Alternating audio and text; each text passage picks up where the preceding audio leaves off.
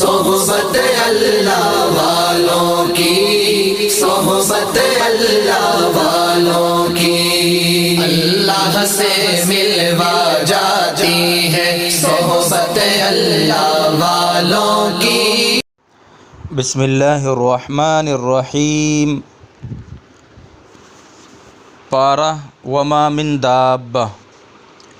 اس پارے کی ابتدائی آیات میں اللہ تعالیٰ کی قدرت کاملہ پر اس طرح استدلال کیا گیا ہے کہ روئے زمین پر چلنے والا کوئی جانور ایسا نہیں ہے جس کا رزق اللہ کے ذمہ نہ ہو، اور جس کے متعلق اسے یہ نہ معلوم ہو کہ وہ کہاں رہتا ہے اور کہاں سونپا جاتا ہے۔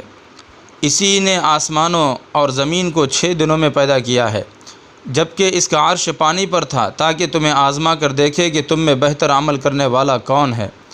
آگے 2 رکوع تک اسی طرح کے مضامین ہیں۔ اس کے بعد انبیاء علیہم السلام کی قوموں کا ذکر شروع ہوا۔ پہلے حضرت نوح علیہ السلام کا قصہ بیان کیا گیا کہ انہوں نے اپنی قوم سے کہا کہ میں تمہیں خبردار کرنے والا ہوں، تم اللہ کے سوا کسی کی عبادت نہ کرو۔ قوم کے لوگ کہنے لگے تم تو ہمیں ہمارے ہی جیسے انسان لگتے ہو، تمہاری اتباع قوم کے گرے پڑے لوگ کر رہے ہیں، اور ہم تو تمہارے اندر کوئی فضیلت اور برتری نہیں دیکھتے۔ حضرت نوح علیہ السلام نے اپنی قوم کو لاکھ سمجھایا، یہ بھی کہا کہ تم میں سے کوئی سوال نہیں کر رہا ہو، نہ کچھ مانگ رہا ہو، مگر ان کی سرکشی بڑھتی رہی۔ مجبور ہو کر انہوں نے عذاب الہی سے بھی ڈرایا۔ اس پر یہ لوگ کہنے لگے کہ بس اب بہت جھگڑ چکے، جس عذاب کا تم ذکر کرتے ہو وہ لا کر دکھلاؤ۔ حکم ہوا کہ اے نوح، یہ قوم ایمان لانے والی نہیں ہے، اب تم کشتی تیار کرو۔ چنانچہ حضرت نوح علیہ السلام تعمیل حکم میں مصروف ہو گئے۔ قوم کے سردار جب ادھر سے گزرتے تو کشتی بنتے ہوئے دیکھ کر خوب ہنستے۔ بالآخر وقت موعود آ پہنچا، تنور ابل پڑا۔ ہم نے کہا کہ ہر قسم کے جانور کے جوڑے کشتی میں رکھ لو اور اپنے گھر والوں کو بھی سوار کر لو۔ حضرت نوح علیہ السلام نے بیٹے کو پکارا اور وہ الگ تھلگ رہا اور ڈوبنے والوں میں شامل ہو گیا۔ اب قوم عاد کا قصہ شروع ہوا۔ اس قوم میں حضرت ہود علیہ السلام پیغمبر بنا کر بھیجے گئے تھے۔ انہوں نے بھی وہی پیغام دیا کہ اے میری قوم کے لوگو، اللہ کی عبادت کرو، اس کے سوا تمہارا کوئی معبود نہیں ہے۔ ان سے یہ بھی کہا کہ اے میری قوم کے لوگو، اپنے رب سے مغفرت چاہ لو، پھر اس کی طرف متوجہ رہو، وہ تم پر آسمان سے موسلا دھار بارش برسائیں گا اور تمہاری اس طاقت میں مزید قوت بڑھا دے گا۔ مگر قوم عاد نے سرکشی کا وتیرہ اپنائے رکھا اور صاف صاف کہہ دیا کہ اے ہود، آپ ہمارے سامنے کوئی دلیل تو لے کر آئے نہیں، محض آپ کے کہنے سے ہم اپنے معبودوں کو چھوڑنے والے نہیں ہیں۔ اس قوم کو بھی اس کی سرکشی کی سزا دی گئی اور ان پر ایک ایسا عذاب آیا جس سے حضرت ہود علیہ السلام اور ان کے ساتھ ایمان لانے والوں کے علاوہ سب تباہ و برباد ہو گئے۔ قوم سمود کی طرف حضرت صالح علیہ السلام کو بھیجا گیا۔ انہوں نے بھی یہی فرمایا کہ اے لوگو، اللہ کی عبادت کرو، اللہ کے سوا تمہارا کوئی معبود نہیں ہے، اسی نے تمہیں زمین سے پیدا کیا ہے اور اسی میں تم کو بسایا ہے، تم اس سے معافی مانگو، پھر اس کی طرف متوجہ ہو۔ قوم نے کہا اے صالح، تم ہمیں ان چیزوں کی پرستش سے روکنا چاہتے ہو جن کی پرستش ہمارے باپ دادا کرتے چلے آئے ہیں۔ حضرت صالح علیہ السلام نے قوم کے لوگوں کو بہت سمجھایا، اللہ کے عذاب سے ڈرایا، لالچ دیا، مگر وہ ٹس سے مس نہ ہوئے۔ ان کے سامنے ایک اونٹنی کو بطور دلیل و حجت بھی پیش کیا کہ اللہ کی اونٹنی تمہارے لیے ایک نشانی ہے، اسے اللہ کی زمین میں چرنے کے لیے آزاد چھوڑ دو، اس سے ذرا بھی تعارض مت کرو، ورنہ تم پر فوراً اللہ کا عذاب آ جائے گا۔ مگر انہوں نے اونٹنی کو مار ڈالا، اس کی پاداش میں ان کو سخت عذاب میں مبتلا کیا گیا، اور وہ ایک چیخ سن کر وہ اپنے گھروں کے اندر بے حس و حرکت پڑے رہ گئے۔ حضرت ابراہیم علیہ السلام کے پاس کچھ فرشتے اولاد کی خوشخبری لے کر پہنچے۔ بعد میں معلوم ہوا کہ یہ قوم لوط کی طرف ان کو تباہ کرنے جا رہے ہیں۔ حضرت ابراہیم نرم دل انسان تھے، انہوں نے حضرت لوط کی قوم کے معاملے میں اللہ تعالیٰ سے جھگڑنا شروع کر دیا کہ اس کو عذاب نہ دے اور کچھ مہلت دے دے۔ مگر اللہ تعالیٰ نے فرمایا اے ابراہیم علیہ السلام، یہ بات چھوڑ دو، تمہارے رب کا حکم آ چکا ہے اور اب ان لوگوں پر وہ عذاب آ کر رہے گا جو اب ہٹایا نہیں جا سکتا۔ بہرحال فرشتے حضرت لوط علیہ السلام کی خدمت میں حاضر ہوئے، اور حضرت لوط علیہ السلام کو علم نہیں تھا کہ وہ فرشتے ہیں۔ ان کو خیال ہوا کہ یہ نوعمر مہمان لڑکے ہیں اور میری قوم غیر فطری فعل میں مبتلا ہے، یقیناً ان کے ساتھ برا سلوک کریں گی۔ یہ سوچ کر وہ سخت پریشان ہوئے۔ قوم کے لوگ بھی آ پہنچے۔ حضرت لوط علیہ السلام نے بڑی منت سماجت کی، مگر وہ یہی کہتے رہے کہ مہمانوں کو ہمارے سپرد کرو۔ حضرت لوط علیہ السلام پریشان ہو کر کہنے لگے کہ کاش میرے پاس اتنی طاقت ہوتی کہ تم پر کچھ زور چلتا، یا کوئی مضبوط سہارا ہی ہوتا کہ اس کی پناہ لیتا۔ تب فرشتوں نے ان سے کہا کہ اے لوط علیہ السلام، ہم تو آپ کے رب کی طرف سے بھیجے ہوئے فرشتے ہیں، یہ آپ کا کچھ نہیں بگاڑ سکیں گے۔ آپ رات ہی میں اپنے اہل و عیال کو لے کر نکل جائیے، اور تم میں سے کوئی شخص پیچھے مڑ کر نہ دیکھے۔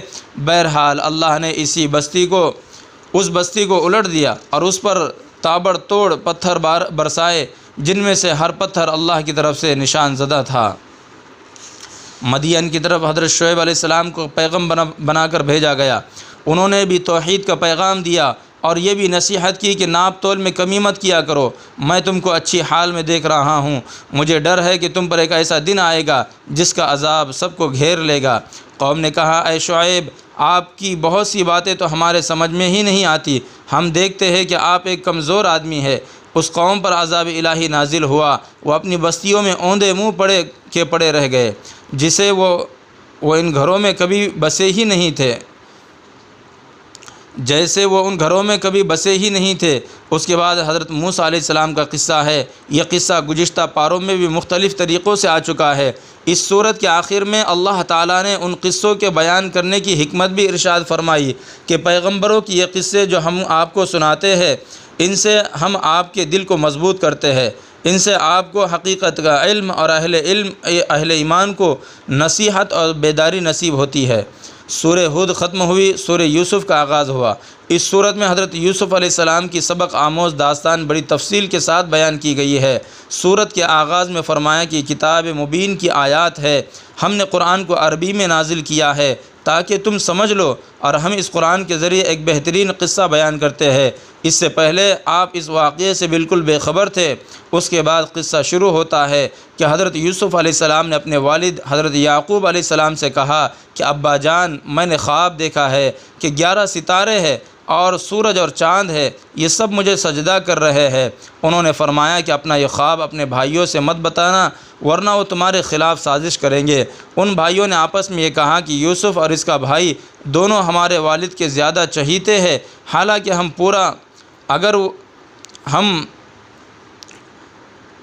وہ ہے، حقیقی بات یہ ہے کہ ہمارے والد بہک گئے ہیں، چلو یوسف کو قتل کر دے یا اس کو کسی دور افتادہ جگہ پھینک آئے، اس طرح تمہاری والد کی پوری توجہ تمہاری طرف ہو جائے گی، اس کے بعد پھر نیک بن جانا۔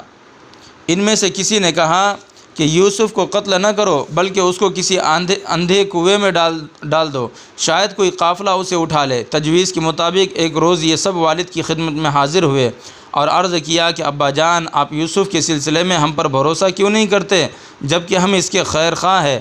آپ اسے ہمارے ساتھ بھیج دیجئے، کچھ گھومے پھرے گا، کھیلے کودے گا، ہم اس کی حفاظت کریں گے۔ ابا جان نے کہا مجھے اس کا تمہارے ساتھ جانا گرا گزرتا ہے، اور مجھے یہ ڈر رہتا ہے کہ کہیں تمہاری غفلت کی وجہ سے اس کو بھیڑیا نہ کھا لے۔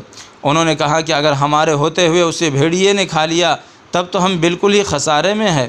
اس طرح وہ لوگ یوسف کو لے گئے اور اس پر متفق ہو گئے کہ اس کو ایک اندھے کنویں میں ڈال دے۔ ہم نے یوسف کو بذریعہ وحی مطلع کیا کہ ایک وقت آئے گا کہ تم اپنے بھائیوں کو ان حالت سے باخبر کرو گے۔ رات کو یہ لوگ روتے پیٹتے والد کے پاس آئے اور کہنے لگے ابا جان، ہم آپس میں دوڑ لگا رہے تھے اور یوسف کو ہم نے اپنے سامان کے پاس چھوڑ دیا تھا کہ اسے بھیڑیے نے کھا لیا۔ آپ ہمارا یقین تو کریں گے نہیں، خواہ ہم سچے ہی کیوں نہ ہو۔ وہ لوگ یوسف کی قمیص پر جھوٹا خون بھی لگا کر لائے تھے۔